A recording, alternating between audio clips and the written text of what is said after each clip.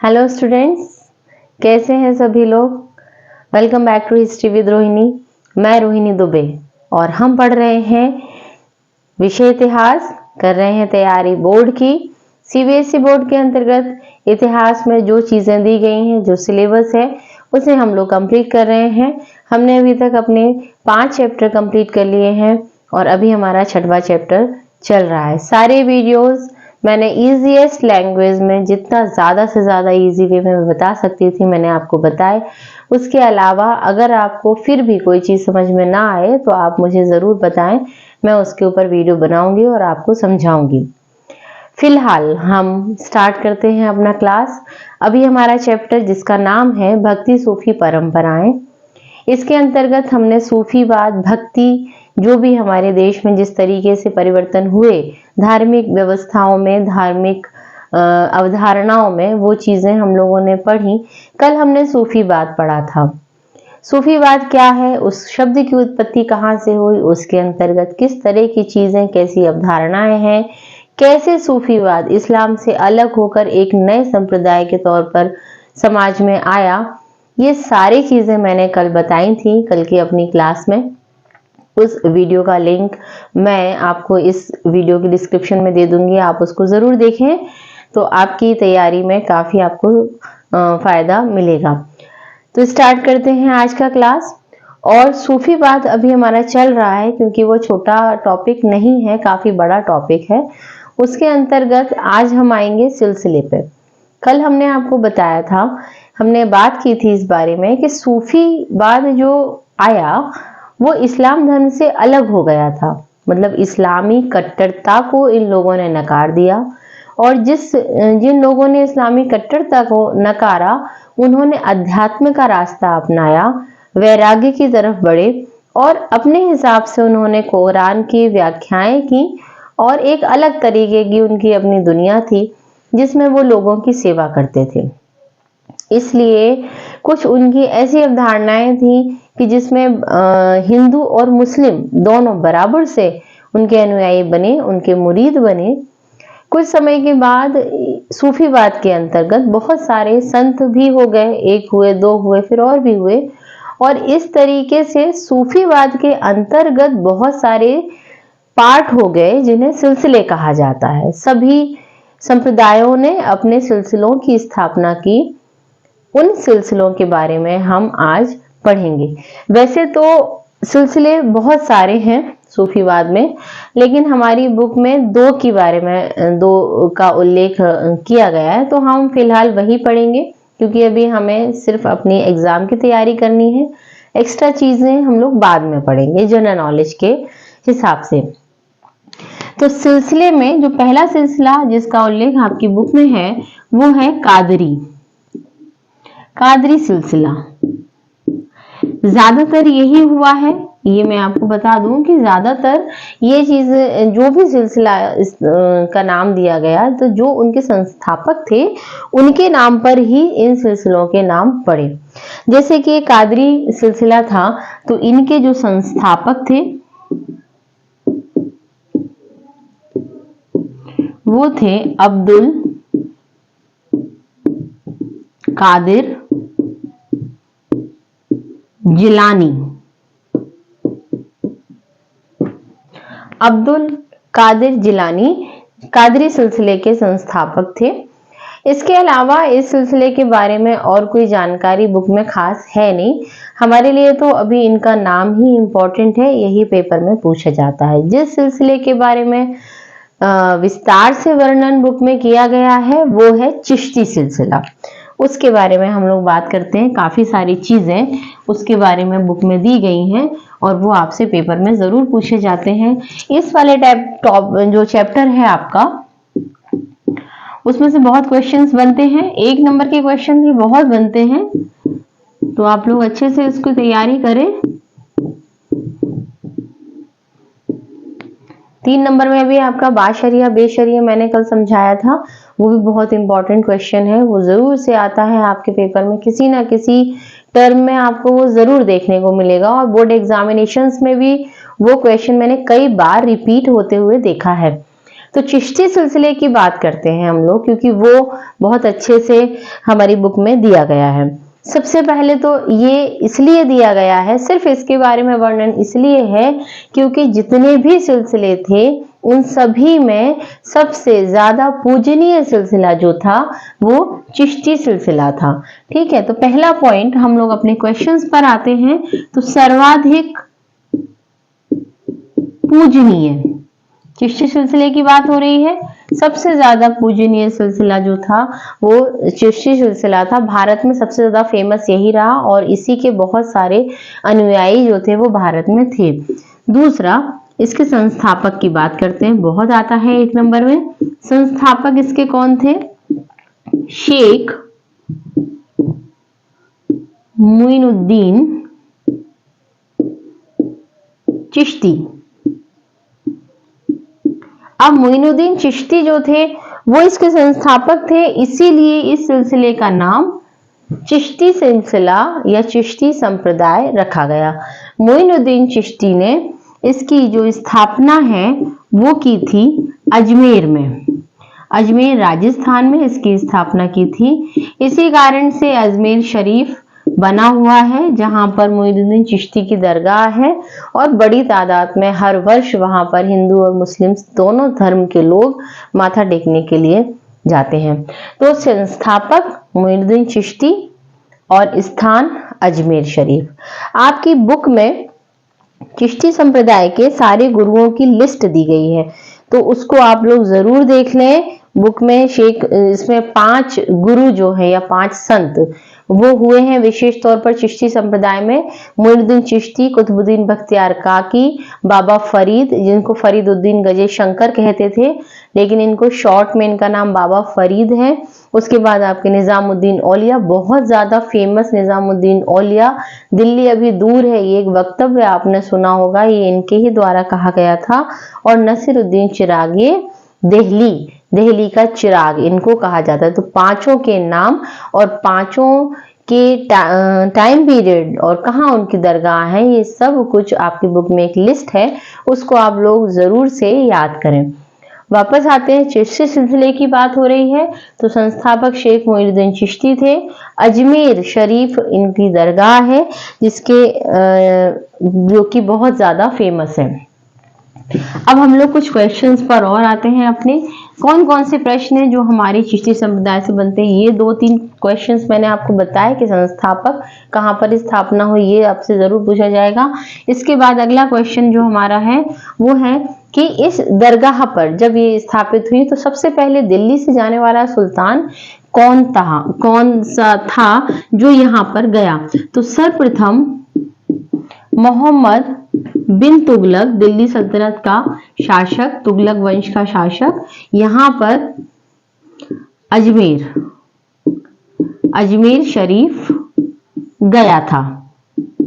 अब किताब में हमारे ये पॉइंट है इसलिए ये पूछा ही जाएगा, इसीलिए मैं आपको ये बता रही हूँ कि सर्वप्रथम अजमेर शरीफ में कौन सा सुल्तान गया? मोहम्मद बिन तुगलक सबसे पहले गया। इसके बाद इसी के बारे में क्वेश्चन आता है कि यहाँ पर सबसे पहले इमारत किसने बनाई? तो गयासुद्दीन, ये खिलजी वंश का था, पहला शासक खिलजी वंश का संस्थापक था। गयासुद्दीन खिलजी ने यहाँ पर इमारतें बनवाई थी,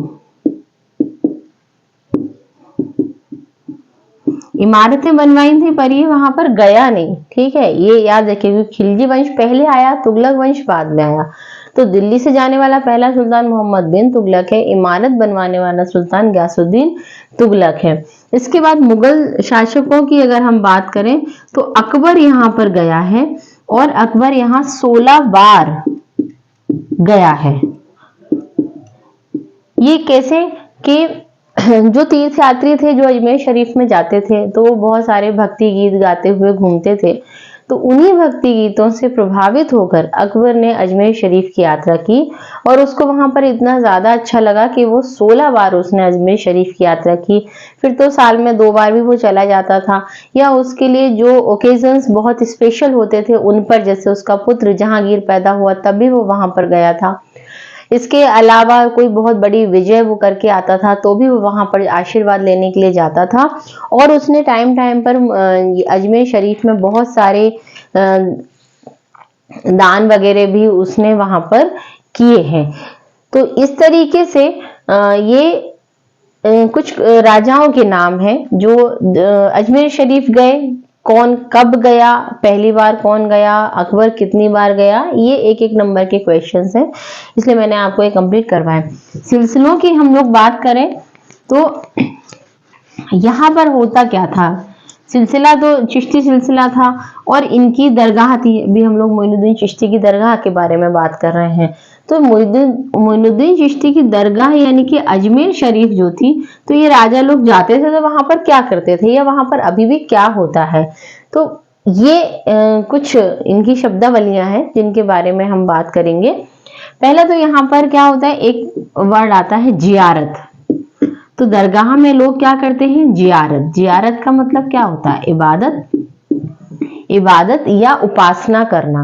ठीक है, उसके बाद एक और वर्ड यहाँ से रिलेटेड है, वो है जिक्र। जिक्र, जिक्र का मतलब है ईश्वर का नाम जपना है, ईश्वर का नाम जप यानी कि जिक्र। और तीसरा है समा। ये अलग अलग आपसे पूछे जाते हैं। समा का मतलब क्या है, तो समा का मतलब भी क्या है, वैसे तो इसका शाब्दिक अर्थ है श्रवण करना यानी कि सुनना।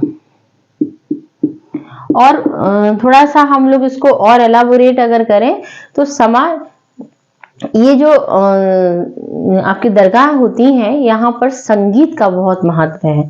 संगीत के माध्यम से यहाँ पर इबादत की जाती है। आप लोगों ने सूफियों को अगर देखा हो इबादत करते हुए, तो जैसे एक गाना है आपके बॉलीवुड में, मौला मेरे, उसमें भी ये चीज दिखाई गई है कि हाथ फैला के और सफेद कपड़े पहन के सूफी गोल गोल गोल गोल घूमते हैं। तो वो जो संगीत है इनका, वो संगीत इतना ज्यादा इम्पोर्टेंट है कि उसके बिना इनकी इबादत होती नहीं है। तो वही मुख्य इनकी इबादत का जो मुख्य जो तरीका है करने का, पूजा करने का तरीका, उसमें संगीत बहुत इम्पोर्टेंट है। संगीत के द्वारा ये लोग जियारत करते हैं, एक पार्ट वो भी है, और उसमें ईश्वर का नाम जपते हैं जिसका मतलब होता है जिक्र। और संगीत को जो लोग सुनते हैं वो सुनकर ईश्वर की उपासना करते हैं जिसका मतलब होता है समा। ये तीन चीजें आपकी दरगाह से रिलेटेड है। तो जो महफिल इनकी बन जाती है, जैसे कि बोलते हैं ना, हम लोग भी आम भाषा में बोलते हैं कि समा बांध दिया, तो बस वही यहाँ पर उसका मतलब उससे ही है। तो ये दरगाह से रिलेटेड कुछ पॉइंट थे।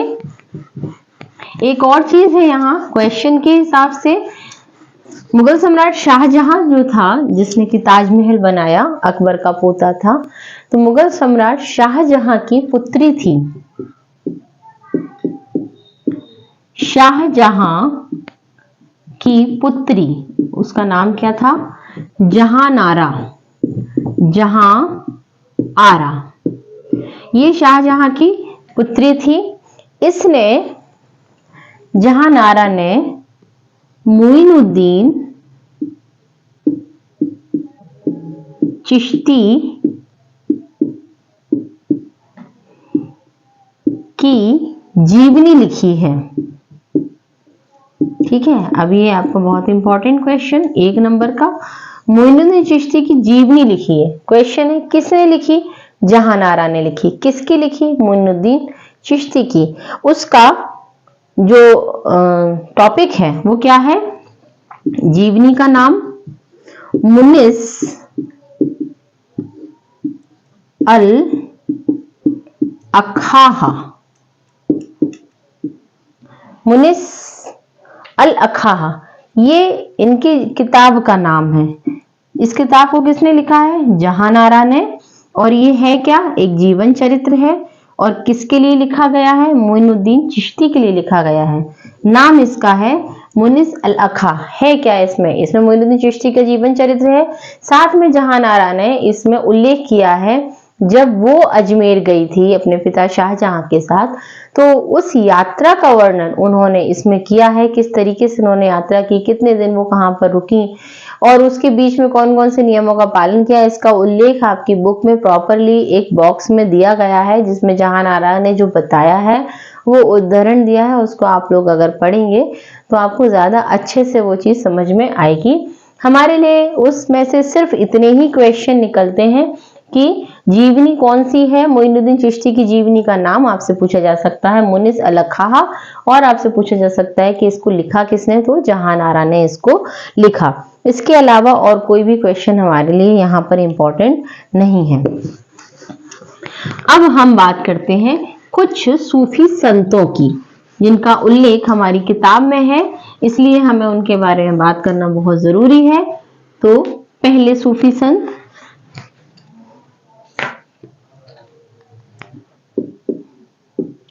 अबुल हसन हुजविरी। अबुल हसन हुजविरी कौन थे? ये एक सूफी धर्म को ही मानने वाले व्यक्ति थे और ये अफगानिस्तान में गजनी के पास में एक जगह है हुजविर, वहां पर ये रहते थे। भारत ये कैसे आए? जब तुर्क लोग भारत में आए, तुर्की सेना जब भारत में आई तो इनको बंदी बनाकर लाया गया था और फिर ये लाहौर में ही बस गए।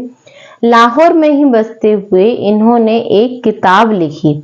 उस किताब में इन्होंने सूफीवाद का वर्णन किया है, इसलिए इनका नाम यहाँ पर इंपॉर्टेंट है, क्योंकि सूफीवाद का वर्णन, तसव्वुफा जो हम लोगों ने कल पढ़ा था, तसव्वुफा सूफी इस्लामी ग्रंथ में सूफीवाद के लिए इस वर्ड का यूज हुआ है, तसव्वुफा।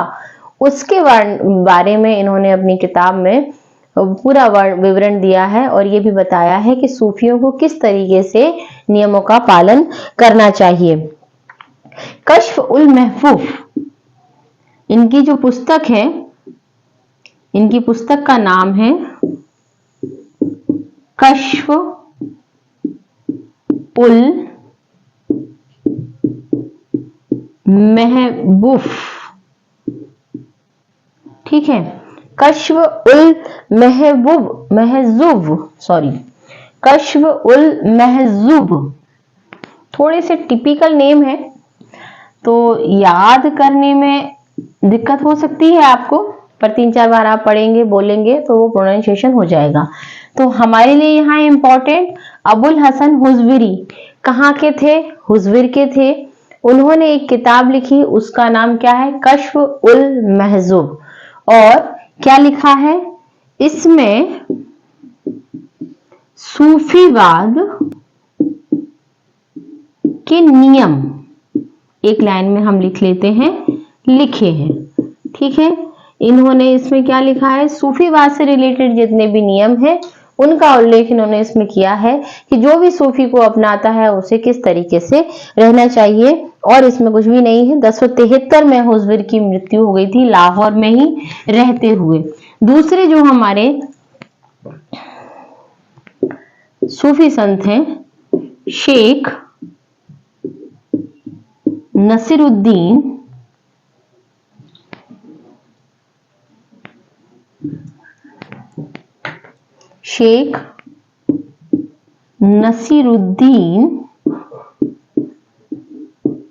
चिराग ए दहलवी। अब इनका जो नाम है वही उसके अंदर सारे क्वेश्चंस छुपे हुए हैं। शेख नसीरुद्दीन चिराग ए दहलवी। पहली बात तो ये कि दिल्ली में है, दिल्ली में थे। इन्होंने अपनी खानकाह जो थी, जो घर था वो दिल्ली में बनाया था और दिल्ली में इनका बहुत ज्यादा रुतबा था। बहुत ही लोग इनके पास आते थे, रोगी आते थे, हिंदू मुस्लिम बराबर से आते थे। किसी को कोई रोग है, किसी को कोई परेशानी है तो सब इनके पास अपनी समस्याओं को लेकर आते थे। तो इनका बहुत ज्यादा नाम था दिल्ली में। अब यहाँ क्वेश्चन क्या है कि चिराग ए दहलवी, चिराग ए दहलवी किसको कहते हैं? यानी कि दिल्ली का चिराग, दिल्ली का चिराग। ये आता है कि दिल्ली का चिराग किसको कहा गया? तो वहां आपके लिए आपके लिए जो है वो ये क्वेश्चन हो जाएगा कि नसीरुद्दीन को दिल्ली का चिराग, या एक और इनके लिए क्वेश्चन वर्ड यूज होता है मुल्क का चिराग। तो ये दोनों ही संबोधन किसके लिए हैं, ये आपको याद रखना है। दोनों संबोधन शेख नासिरुद्दीन चिराग के लिए हैं, जो कि एक चिश्ती संप्रदाय के सूफी संत थे। ये प्रॉपरली चिश्ती संप्रदाय के थे, ये आपको याद रखना है, ठीक है। और जो हम लोगों ने अभी ऊपर पढ़े हुजविरी, इन्होंने कोई संप्रदाय नहीं अपनाया था, इनका कोई संप्रदाय का उल्लेख नहीं है ये, लेकिन चिश्ती संप्रदाय के थे। जो लिस्ट आपको बुक में है वहां पर आपको नाम इनका मिल जाएगा। एक और क्वेश्चन है, मोइनुद्दीन चिश्ती को भी एक संबोधन दिया गया है, वो भी बहुत ज्यादा पूछा जाता है, उसको भी आप लोग नोट कर लीजिए।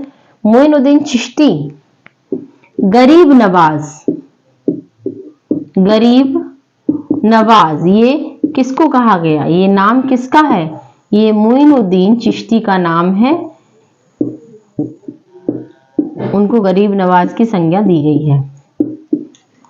तो ये कुछ क्वेश्चंस आपके लिए यहाँ पर सूफी संतों से रिलेटेड सब कुछ पॉइंट टू पॉइंट है। सारे क्वेश्चन एज इट इज आपको पेपर में मिलेंगे, आप लोग बस इनको याद करते जाइए। 2-3 बार आप वीडियो को देखेंगे अगर, तो आपको ये चीजें बहुत अच्छे से क्लियर हो जाएंगी। फिर भी अगर नहीं होती हैं थोड़ा सा, क्योंकि ऐसी चीजें हैं इस चैप्टर में जो हम लोगों ने कभी सुनी नहीं, ऐसे नाम हैं तो जो हमारी आम भाषा में हम लोग यूज नहीं करते, इसलिए दिक्कत आपको हो सकती है। लेकिन उसके लिए थोड़ा सा अभ्यास आपको करना पड़ेगा, क्योंकि पढ़ना तो है ही और पेपर भी हमें जरूर देना है, तो वो चीजें हमें करनी पड़ेंगी। अब हम लोग बात करते हैं चिश्ती संप्रदाय का। यहाँ पर लास्ट टॉपिक है चिश्ती संप्रदाय से रिलेटेड। अभी सूफीवाद खत्म नहीं हुआ है और सूफीवाद हमारा आज खत्म होगा भी नहीं, उसके ऊपर हम लोगों को कल भी पढ़ना पड़ेगा, तब सूफीवाद जो है वो खत्म होगा। अब हमारा अगला टॉपिक है भाषा और काव्य। कुछ काव्यों की रचना की गई है, सूफी संतों के द्वारा कविताओं की भी रचना की गई है, और वो भी क्वेश्चन में हमसे पूछे जाते हैं। पहले हम भाषा की बात कर लेते हैं कि कौन सी भाषा बोलते थे। तो सूफी संत स्थानीय भाषा बोलते थे, जहां पर भी इनकी लोकप्रियता का कारण ही यही था कि स्थानीय भाषा बोलते थे। तो स्थानीय भाषा का मतलब है कि जहां पर ये रहते थे, जिस क्षेत्र में ये रहते थे, उस क्षेत्र में लोग जो भाषा प्रयोग करते थे उसी भाषा को ये प्रयोग करते थे, और दिल्ली में हिंदवी का प्रयोग किया जाता था। हिंदवी, क्योंकि वहां पर ज्यादातर लोग हिंदू थे, तो हिंदवी का प्रयोग, ये क्वेश्चन प्रॉपरली आपसे यहाँ पर पूछा जाता है कि दिल्ली में सूफियों के द्वारा कौन सी भाषा प्रयोग की जाती थी, तो हिंदवी भाषा का प्रयोग ये लोग करते थे। अब इनकी लोकप्रियता इसीलिए थी क्योंकि जहां पर जो लोग रह रहे हैं, जब आप उसी भाषा में उपदेश देंगे तो डेफिनेटली वो लोगों को अट्रैक्ट करती ही करती है। इसके बाद एक और क्वेश्चन आता है, बाबा फरीद तीसरे गुरु थे चिश्ती संप्रदाय के।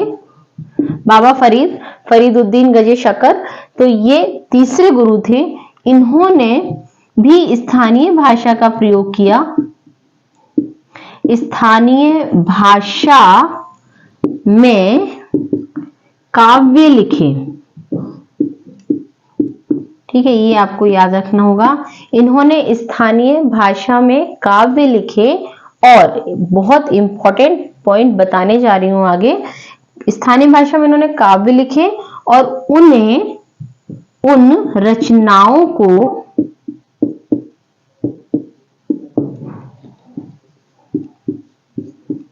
सिखों के ग्रंथ, कौन सा ग्रंथ है, गुरु ग्रंथ साहिब, गुरु ग्रंथ साहिब,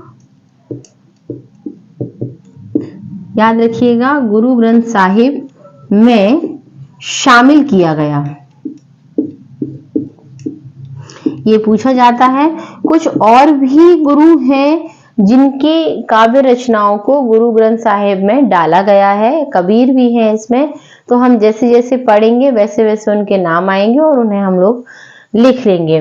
फिलहाल बाबा फरीद की रचनाओं को गुरु ग्रंथ, सूफी संतों में बाबा फरीद की रचनाओं को गुरु ग्रंथ साहिब, जो कि सिखों का पूजनीय ग्रंथ है, उसमें शामिल किया गया है। ठीक है, ये तो हो गए ये वाले पॉइंट। और इसमें भी काव्य में और भी है, वो हम लिखते हैं कि कुछ जो कवि थे, इनमें सूफियों में कुछ और भी कवि थे, तो वो क्या करते थे, लंबी दो तरह की कविताएं, यहाँ पर दो तरह का काव्य यहाँ पर हमें देखने को मिला है। ठीक है, तो अगर हम काव्य की बात करें तो हम इस तरीके से इसको कर लेते हैं। दो तरह का काव्य, एक तो है लंबी कविताएं और एक है छोटी कविताएं।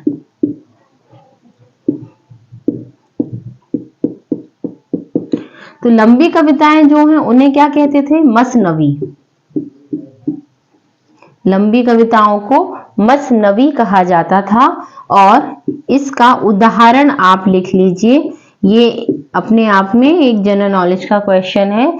क्या है, मलिक मोहम्मद जायसी, बहुत बड़े कवि थे, सूफी कवि थे। मलिक मोहम्मद जायसी की रचना, क्या नाम है, पद्मावत। हिंदी में भी आपने इसको जरूर पढ़ा होगा, क्योंकि हिंदी काव्य का बहुत ही इंपॉर्टेंट ग्रंथ है ये, बहुत ही इंपॉर्टेंट रचना है पद्मावत, जिसमें राजस्थान के चित्तौड़ के राजा रतन सिंह जो थे, उनकी प्रेम लीलाएं या उनका जो प्रेम प्रसंग है वो पद्मावत में, पद्मावती के साथ जो था, उसको इन्होंने, मलिक मोहम्मद जायसी ने इसमें लिखा है। तो ये बहुत ही इंपॉर्टेंट ग्रंथ है, हिंदी साहित्य में भी इसका बहुत महत्वपूर्ण स्थान है। तो ये लंबी कविताएं, काव्य जो थे सूफियों के, सूफी काव्य जो है उसमें एक है लंबी कविताएं, एक छोटी कविताएं। लंबी कविताओं को कहा जाता है मसनवी, और उसका उदाहरण क्या है, मलिक मोहम्मद जायसी की रचना पद्मावत। अब ये पद्मावत आपसे अलग से भी पूछ लिया जाता है कि पद्मावत किसकी रचना है। मैचिंग में भी मैंने ये क्वेश्चन देखा है, मैचिंग में भी आता है। छोटी कविताएं विशेष तौर पर बीजापुर में फेमस थी, इसके लिए बस इतना ही है। छोटी कविताएं कहाँ पर फेमस थी, बीजापुर, कर्नाटक में फेमस थी। और ये कविताएं घरों में महिलाएं आमतौर पर जो काम करती थी, वो काम करते करते वो लोग ये कविताओं को गाती थी, इस तरीके से वो वहां पर प्रसिद्ध थी। तो ये हमारा चिश्ती संप्रदाय, जिससे रिलेटेड जितने भी पॉइंट बन सकते थे वो सारे मैंने आपको बताए। दरगाह में जो इनके जो कुछ शब्दावली हैं, वो जिक्र, आपका समा, जियारत, ये बहुत इंपॉर्टेंट है, उसको आप लोग जरूर याद करें। और बाकी सभी चीजें इंपॉर्टेंट है, अनइम्पॉर्टेंट तो वैसे भी नहीं बताती हूँ मैं कुछ भी क्लास में। और पॉइंट टू पॉइंट सारी चीजें हैं, सबको अच्छे से याद करिए, बढ़िया से पढ़िए, बढ़िया से तैयारी करिए। और अभी हमारा सूफीवाद चल रहा है, कुछ और चीजें इसमें बची हुई हैं इस चैप्टर में, जिसको हम लोग अगले वीडियो में कंप्लीट करेंगे। तो पढ़ते रहिए, बढ़ते रहिए, मिलते हैं नेक्स्ट वीडियो में। Thank you so much.